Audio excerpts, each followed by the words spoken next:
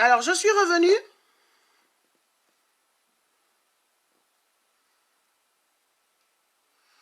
Refaites-moi des signaux, s'il vous plaît. Il y a quelqu'un qui a appelé et s'il vous plaît, ne m'appelez pas, parce que si vous m'appelez, vous gaspillez complètement le live et vous me faites perdre vraiment la pensée. Est-ce que vous me recevez?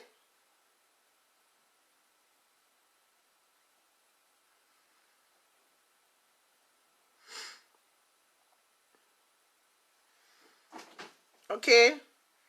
Revenez un instant.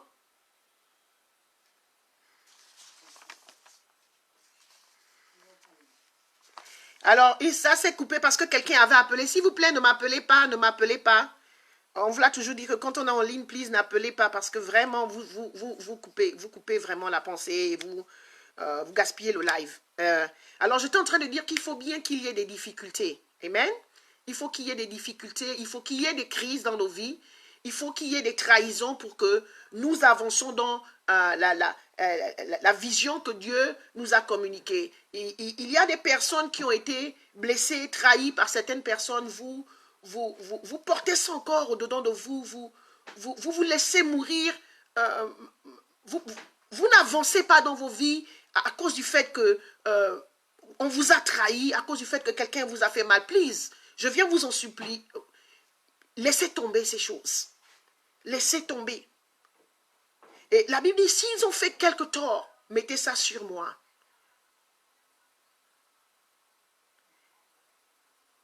J'aimerais inviter vraiment un homme, une femme à se lever, à aller de l'avant. Et je disais qu'il faut bien qu'il y ait des difficultés. Il faut qu'il y ait des difficultés dans nos vies pour pouvoir glorifier le nom du Seigneur. Je me souviens, je vais vous faire un témoignage, je vais bientôt terminer, que lorsque j'ai porté la grossesse de ma fille, ce fut l'une des périodes les plus obscures de ma vie. Je dirais, je crois, la plus obscure de ma vie. Parce que c'était une période très difficile. Du fait que j'ai porté une grossesse vraiment difficile et notre situation était vraiment précaire, difficile. Et je me souviens qu'à 4 mois, on va me faire une panoplie d'examens.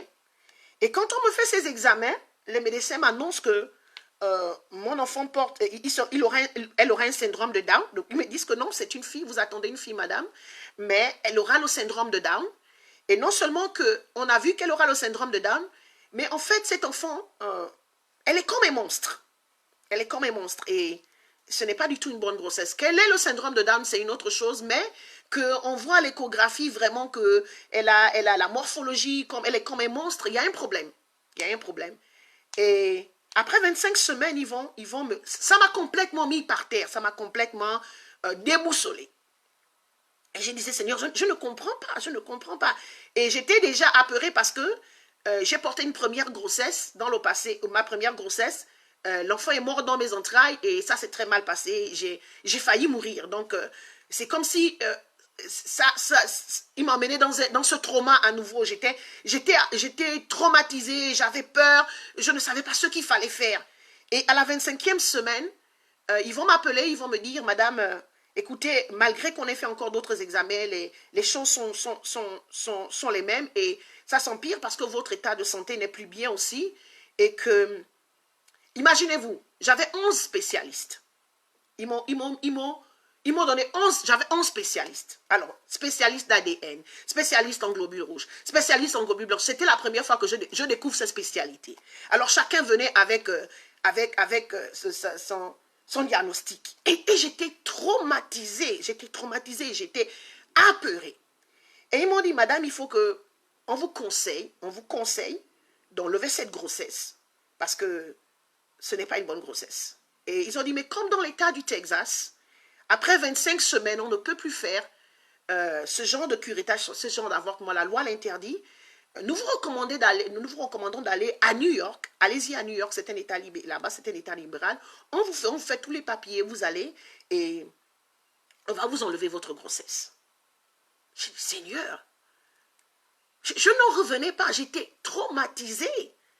J'étais traumatisée et je suis rentrée à la maison. Je me souviens que ce jour, Mon mari ne m'a pas accompagné parce qu'il avait un test à faire. Et je me souviens ce jour que quand je suis montée dans le train, j'ai même dépassé l'endroit où je devais descendre tellement je pleurais, j'étais traumatisée. C'est après que je me rends compte qu'en fait, j'ai même dépassé la station. Donc, je rentre chez moi, je dis, Seigneur, je ne comprends pas. Je ne comprends pas. Pourquoi, Seigneur? Pourquoi? Et à cette période, vous avez les gens qui vous disent, vous avez des gens, vous avez des Judas qui apparaissent vous dire, certainement que oui, ce n'était pas la volonté de Dieu, certainement que, si vous aviez suivi, quand on vous avait dit de ne pas partir aux États-Unis, des choses vraiment qui ne cadrent pas avec la circonstance que vous vivez. Et je réalise en cet instant même que les gens ont un manque d'humanité, les gens ont un manque de compassion. Comment vous pouvez venir dire à une femme enceinte à qui on annonce ce genre de choses et qui est affaiblie dans sa santé, au lieu de l'encourager, elle attend de vous un encouragement, ce sont des paroles qui viennent encore la détruire, bref. Et dans tous ces troubles-là, dans toute cette détresse, alors je sentis mon corps était bousculé, j'étais vraiment, mon corps était bousculé. Donc ce qui fait que 2 semaines après, je vais perdre les os. Je perds les os, je vais à l'hôpital. Quand je pars à l'hôpital, la dame me dit, madame, écoutez, vous êtes déjà en travail, hein, vous perdez les os. Il y a tout ici, il y a tout ce qu'il faut. Si l'enfant naît, on le gardera en couveuse, blablabla, et tout ce qu'il faut. Et elle me dit, on ne peut pas vous garder. Et ici, généralement, on ne garde pas les gens, on ne garde pas comme ça. Il dit, vous pouvez partir pour le moment à la maison. Et nous vous conseillons, ils m'ont donné quelques directives de rester allongé et pour ne pas permettre qu'il y ait le pire.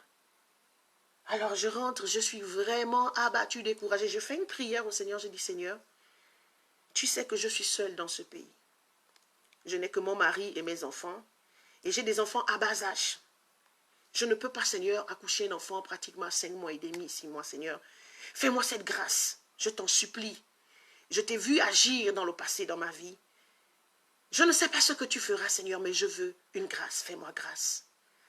Et ce jour, je suis rentrée et on a prié, mon mari et moi, je suis partie dormir un peu plus tôt que lui, je crois. Et il est rentré, quand il est rentré, je n'arrivais pas, tellement j'étais traumatisée, je n'arrivais pas à dormir. Et ce jour, j'ai fait, je crois, peut-être une prière de 2 secondes.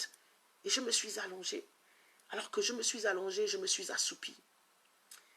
Quand je m'assoupis, je vois une lumière qui sort du coin de la chambre. Au moment où je veux me réveiller, je n'arrive pas. C'est comme si quelque chose me retient. C'est comme si quelque chose me retient. Je vois cette lumière qui s'approche. Elle était tellement frappante. La lumière s'approche, elle s'approche. Et là, je n'arrive pas à voir le visage. Je vois juste une grande lumière. Et je vois une personne qui s'approche de moi, tout habillée en blanc. Je vois le bras, je n'arrive pas à voir le visage. Je ne vois pas, je vois rien que une partie, une silhouette du corps. Et je vois, au moment où je veux me lever, je n'arrive pas à me lever tellement, c'est comme si j'étais foudroyée. Et je vois la personne qui vient s'asseoir, qui s'assoit juste à côté de moi, qui me sourit. Je veux me relever, je n'arrive pas à me relever, mais je contemple, je vois ce qui se passe. Et je vois la personne qui me tend son bras sur mon ventre. À l'instant, mes oreilles s'ouvrent. J'entends des gens qui commencent à parler en langue. J'entends des voix dans toute la chambre, des langues, des gens qui parlent en langue, un parler en langue que je n'ai jamais écouté. Et la personne a le ventre, la main posée sur mon ventre, elle prie en langue.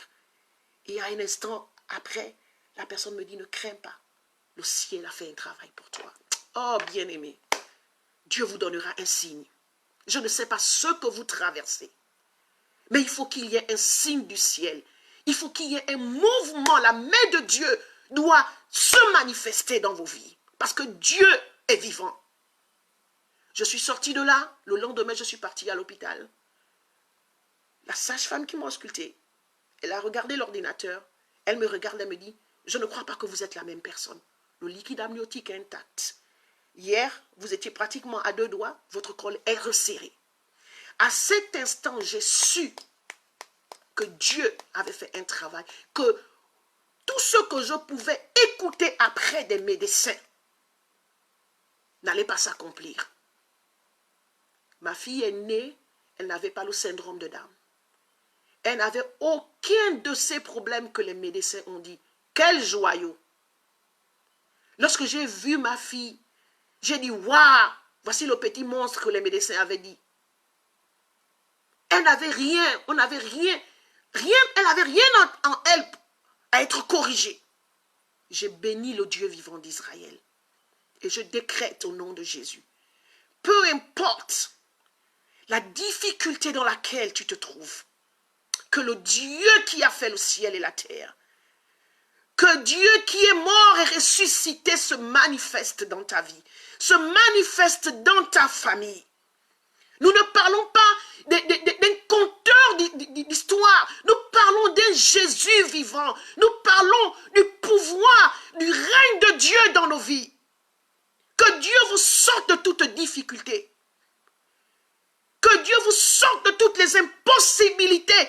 Que tous les tableaux qui ont été, qui sont peu négatifs, que Dieu les change. Qu'il y ait une tournure en votre faveur.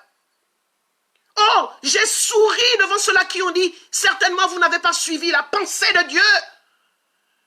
Quand j'ai vu ma fille, quand j'ai vu l'œuvre que Dieu accomplit dans la vie de ma fille, et je décrète que la même chose se passera, parce qu'il ne couvre pas de honte celui qui se confie en lui.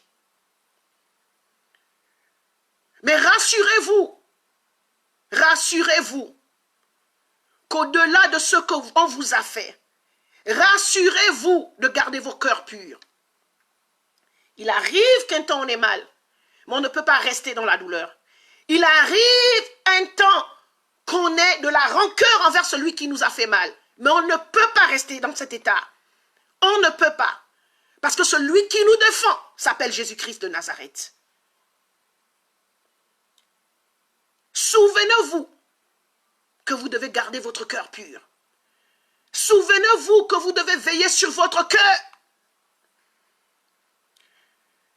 Quand Joseph meurt, avant de mourir, il rassemble ses enfants et il dit, lorsque vous allez rentrer dans la terre que Dieu a promise à nos pères, emmenez mes os.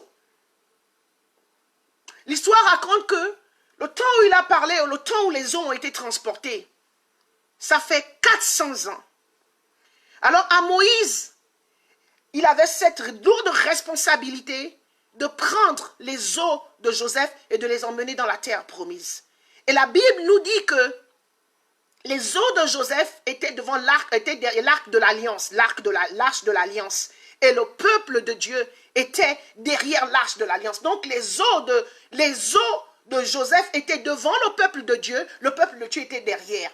Et quand je méditais, ça c'était l'enseignement que Dieu m'a donné pendant les temps les plus difficiles. Quand je méditais, j'ai dit, mais pourquoi Jésus, les os de Joseph sont devant?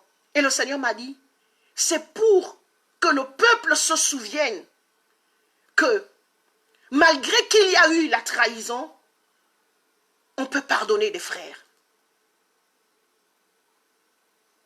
Il fallait qu'ils voient ses os et qu'ils se souviennent qu'au-delà de la trahison, il y a le pardon.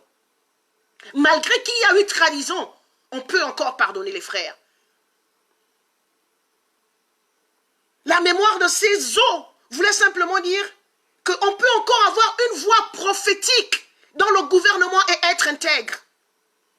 La femme de Potiphar peut encore venir nous tenter et ne pas tomber. Tu peux rentrer dans la prison. On peut te mettre en prison, mais de là tu sortiras. Et tu sortiras plus glorieux que tu n'es rentré. Pour que Dieu te positionne dans la nouvelle, le nouveau niveau, la nouvelle dimension qu'il a pour toi. Souvenez-vous des os de Joseph. Souvenez-vous que malgré qu'il y a eu la trahison, on peut encore pardonner les frères. Que Dieu vous bénisse.